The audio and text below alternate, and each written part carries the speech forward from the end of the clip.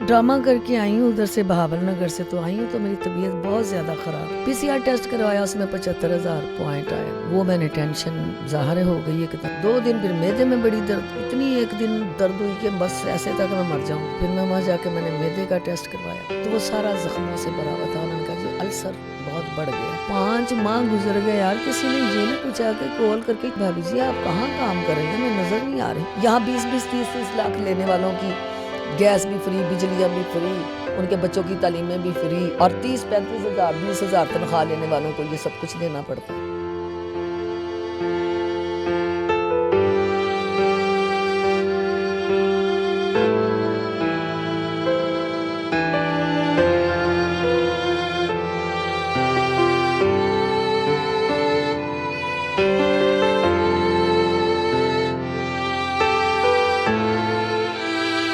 अस्सलाम वालेकुम नाज़रीन, आप देख रहे हैं अमरा न्यूज़ और मैं हूं आपका मेज़बान ताहिर बुखारी।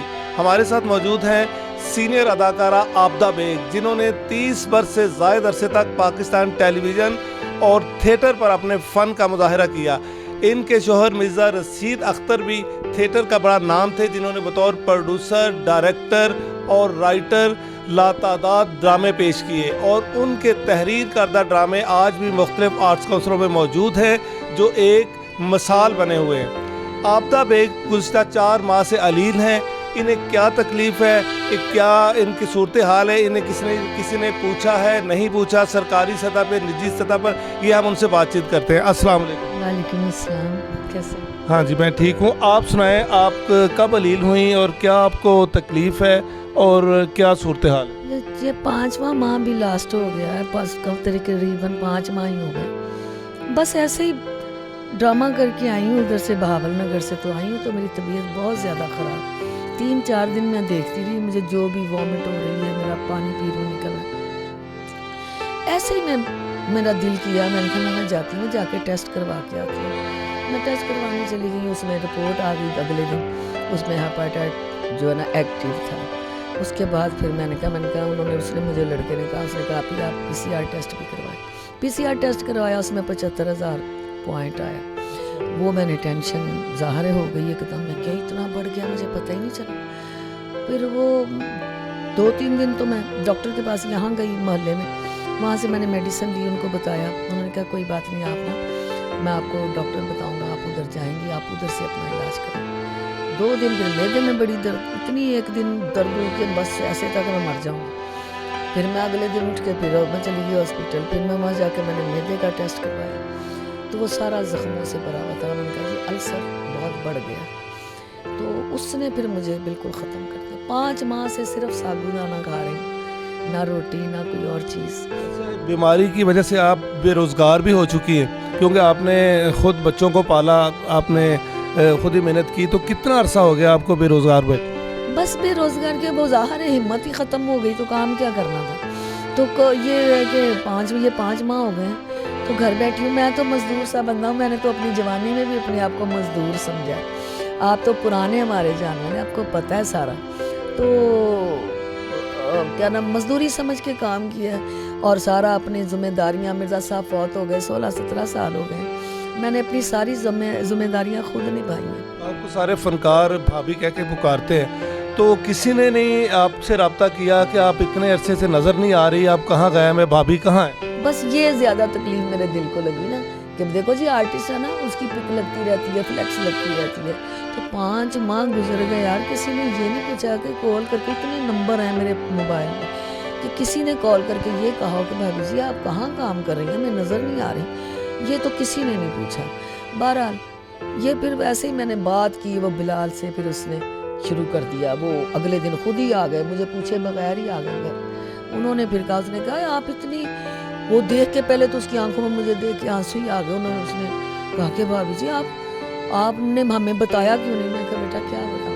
मैं कहा मैं डरते नहीं बताया। मैंने कहा मैं फील्ड वाले ये लोग, हमें इनकी सोचों का सबका पता है ना, तो कहेंगे पता नहीं कुछ ले आना से करन रही है।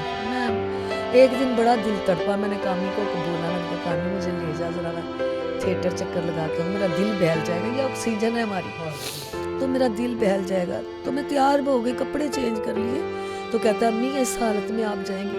मैंने कहा नहीं, मेरा दिल जा रहा है। दरवाजे के पास तक चली गई हूँ, वापस आ गई। एकदम दिल ने कहा कि नहीं।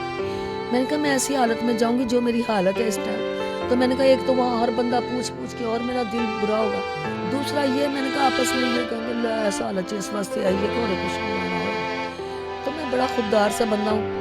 जब ये पता चला आपका, जब आपके पास ये मीडिया में आप आई, तो उसके बाद फिर फनकार कोई आए?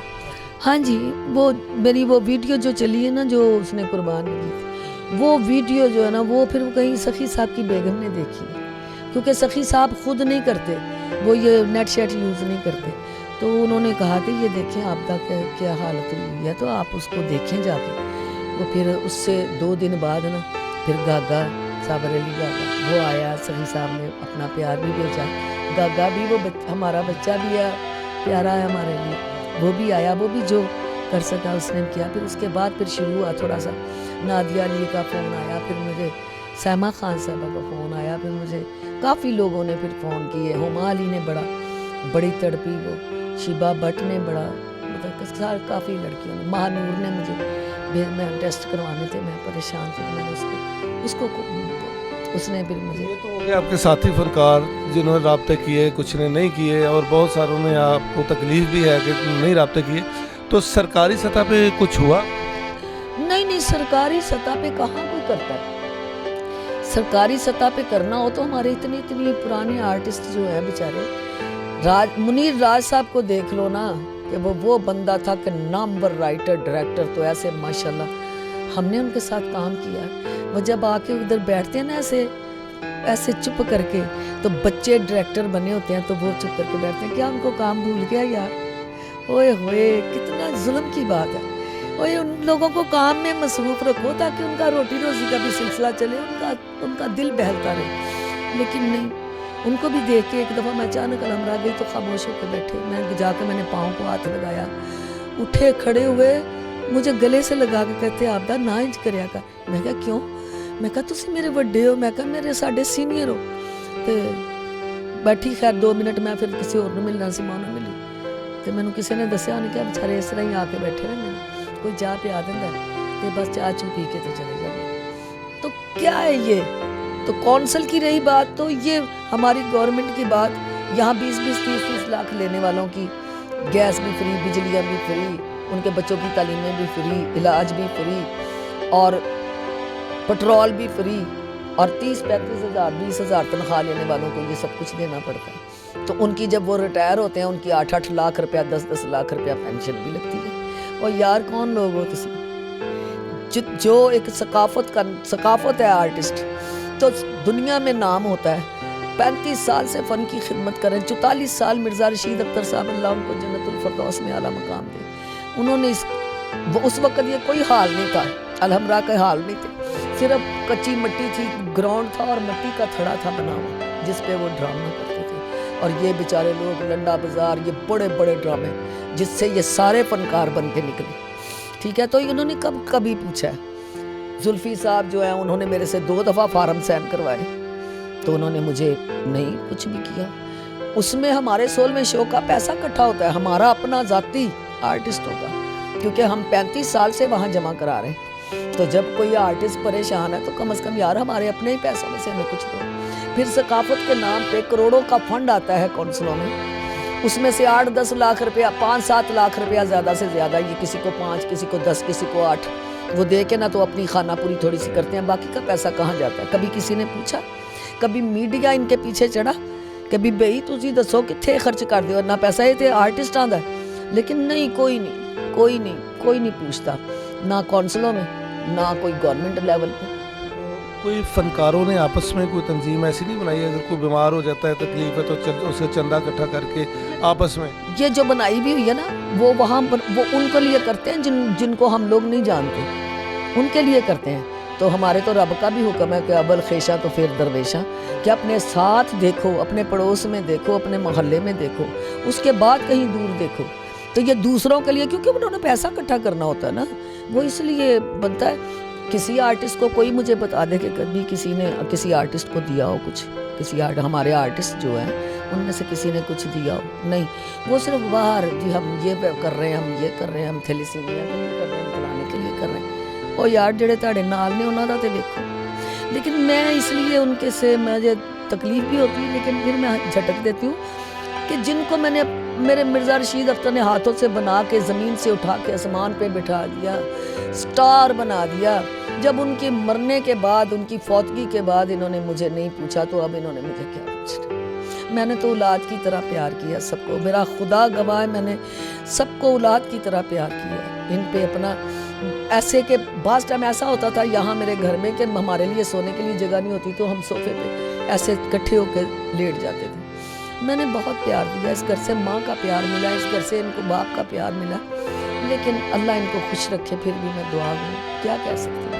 اچھا، اب آپ حکومتی اداروں کو کیا کہنا چاہیں گی اور اپنے مداحوں کو کیا کہیں؟ میں بس اپنے جو میرے ہیں جن کو میں نے سالوں سال خوشیاں بانٹی ہیں، تو بس میرے لیے یہی ان کو کہوں گی کہ میرے جتنے پیارے ہیں ان کو میرے لیے دعا کریں کہ اللہ مجھے شفا دے دے بس.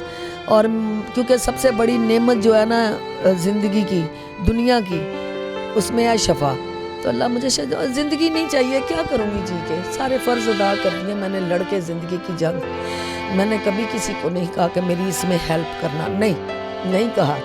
میں نے خودداری میں زندگی گزاری ہے. لیکن بات یہ ہے کہ اب یہ کیا کروں، کچھ نہیں، میں کچھ نہیں کہہ سکتی. بس یہ ہے کہ کچھ خدا کا خوف کریں بس سارے.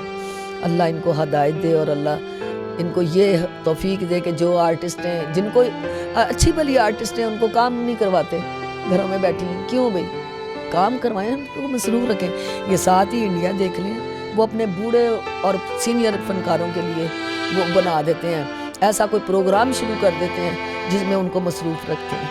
تو ادھر کیا ہے، یہاں آرٹسٹوں کو کیوں نہیں سمجھا جاتا. طارق ٹیڈی کی یہ 5-7 دن پہلے سالانہ ختم تھا اس کا، تو اپنے ہی کتنے کوئی آرٹسٹ نہیں گیا.